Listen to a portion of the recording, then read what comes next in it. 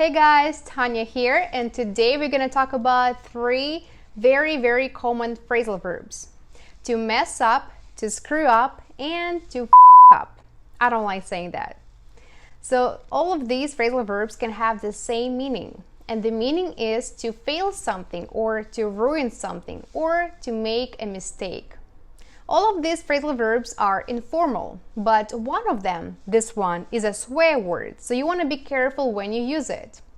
People tend to save the vulgarity for the worst moment, so usually swear words have a more intense meaning.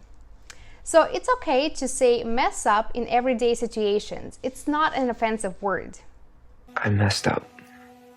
For example, sorry, I messed up our dinner. I burned the chicken. I messed up on the test. I got only half of the questions right. To screw up is slightly more informal than to mess up. So you usually say it when you made a pretty bad mistake. I'm sorry I screwed up so badly.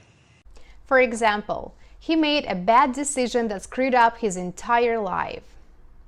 I'm sorry, I really screwed up last night. I didn't mean to hurt you. And the phrasal verb with the F word could be used in the worst situations.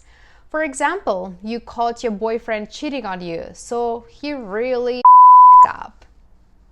Oh, I fucked up. I'm sorry. That's it for today, guys. If you found this video useful, please like and share it with your friends. Also, I have a question for you. When was the last time when you screwed up? Write your answers in the comments below and make sure to use one of these phrasal verbs in your sentences. And I'll see you next time. Bye-bye.